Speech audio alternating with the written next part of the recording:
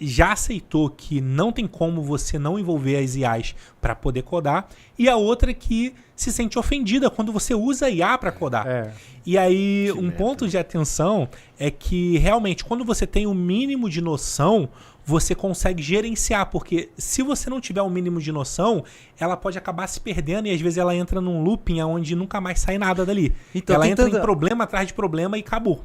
Tem tanta coisa. Só aí a gente já pode expandir um monte. Recentemente eu dei um curso para uma empresa de software bem grande, do que eu chamo de hypercoding. Então tem o vibe coding, aí o hyper, né? Hype. O que é o hypercoding, né? Que é um termo que eu cunhei. Você usar IA, como programador, você usar IA para programar de uma maneira muito mais eficiente, muito, muito melhor. Então, é o novo passo do paradigma de programar com IA.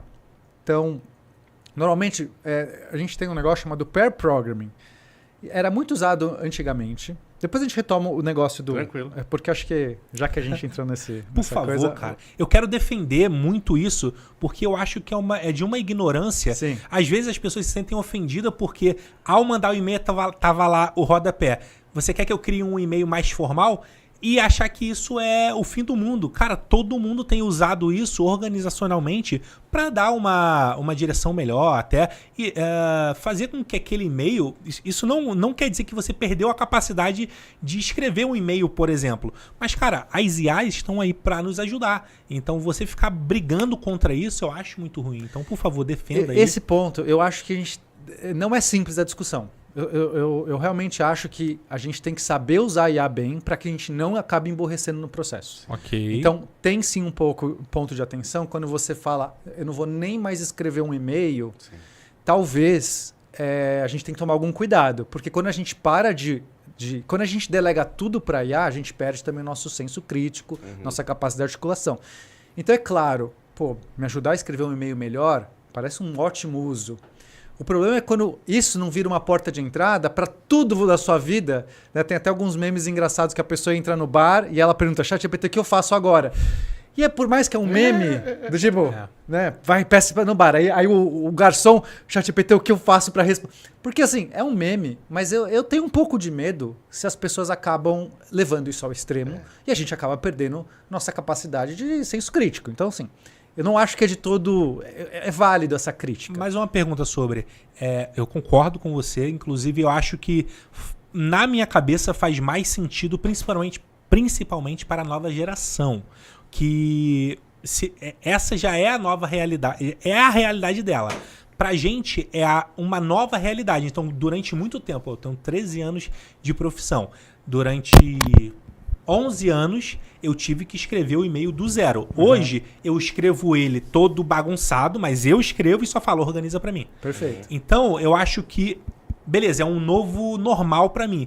Agora, pra nova geração que desde sempre tá usando a IA, você acha que tem um impacto diferente? Eu acho que sim. Acho que a gente pode ter uma queda de cognição no momento que a gente para de ter algumas habilidades, principalmente de comunicação. Sim.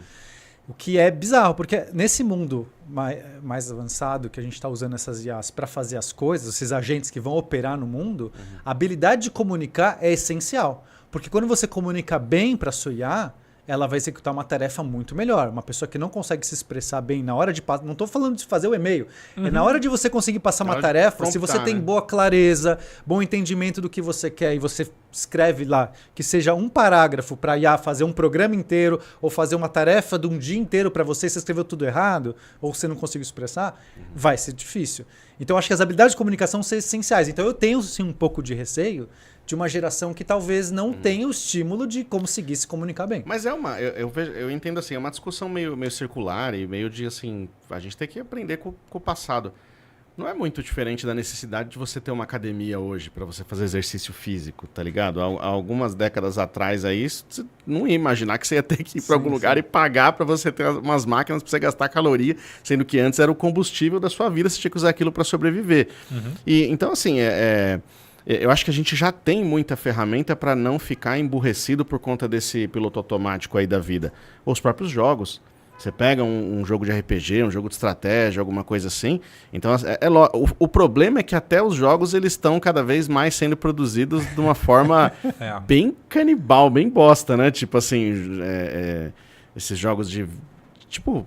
rede social vertical, Sim, de vício de dopamina e tal, né? É só máquina de dopamina. E então, aí esses também, dificilmente eles estão exercitando alguma coisa útil no seu cérebro. Então assim, da mesma forma que você tem que escolher bem a sua academia, você também vai ter que escolher bem ali onde que você vai exercitar o cérebro. Por isso que, assim, eu adoro, assim, eu sou sempre pró-inovação, então, no geral, a inteligência artificial eu acho uma coisa muito legal.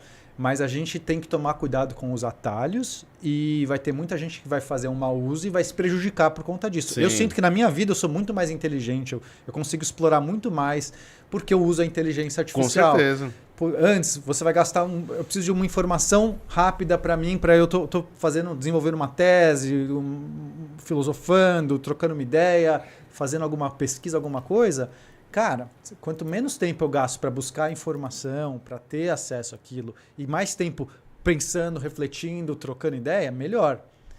Então, mas eu sei que muita gente começa a delegar as escolhas e o pensamento para IA. É do tipo, escolhe para mim o que eu respondo agora. Tipo, não é escrever um e-mail, é o que eu respondo. O que eu respondo, você tem que saber o que você responde. Você pode pedir para eu refinar, mas você tem que me dizer. Assim, e as pessoas vão, porque muita gente prefere o atalho. Né? Assim, quando você dá o elevador, quando você dá não sei o que, as pessoas vão de elevador e nunca mais fazem exercício. Então, assim, exato. Tem sim os seus riscos. A gente não pode romantizar. Não pode romantizar. Então a gente tem que tomar cuidado, sim. Por isso que eu não acho que é uma discussão simples. Agora, na programação, que é onde eu queria chegar, na programação para mim já não faz mais sentido. Mas eu amo programar apenas. Beleza, faça por hobby. Uhum. Não tem mais sentido. A IA de hoje, de um ano atrás, era ruim. Um ano atrás, eu programava com IA e eu ficava lá monitorando cada linha de código. Corrigindo toda hora, né? Porque ela se perdia muito fácil, produzia uma meia dúzia boa, de repente já viajava. Então, assim, eu usava meia boca, que eu chamo de pair programming. Aí a programa e eu tô ali, de olho no código. Opa, não sei o quê. Não. Viajou. Eu vou lá, edito na mão o código, peço mais uma mudança. Às vezes uma mudança grande ela faz, vou corrigindo. Hoje, amigo, não tem, cara. Não tem. Não tem sentido. Então essas pessoas que ainda estão, cara, não vou usar IA e tal, a analogia que eu faço é igual ao cinema. Existia uma época que a gente fazia cinema com película, certo? Com rolos de filme, Sim. Película. Era uma maluquice. Você tinha que trocar o rolo. Você tinha que pôr numa câmara escura para trocar o rolo no meio da produção. Tinha um cara chamado loader. Era uma profissão que o cara entrava num negócio. Às vezes eram cegos mesmo, porque o cara tinha que ter um tato absurdo. Você não enxerga nada para trocar o rolo. Você tem latas e latas, várias latas, 100 latas de rolo. Num filme tem 70 latas de rolo. 70 latas de filme. Depois a edição. O editor pegava essas latas de rolo, colocava lá, passando, e cortava na mão. Não acredito. A edição era feita num corte, chama cut. Cut era um corte. Fisicamente o cara cortava, pegava o outro. Então essa cena vai pra essa. Prendia com grampo, colava. Pronto. Eu não gostei, quero cortar 3 frames pra lá, você tinha que refazer. Hoje em dia, num software de edição, você corta pra cá, você não pensa mais. E o Tom Hanks reclamando de editar vídeo, né? Tá vendo? Qual é? Tu curtiu o conteúdo que tu acabou de assistir? Então deixa teu comentário aí, curte e compartilha com teus amigos pra geral ficar no hype. Não esqueça de seguir @HypeTalksBR em todas as redes sociais. Valeu? Tamo junto e até a próxima.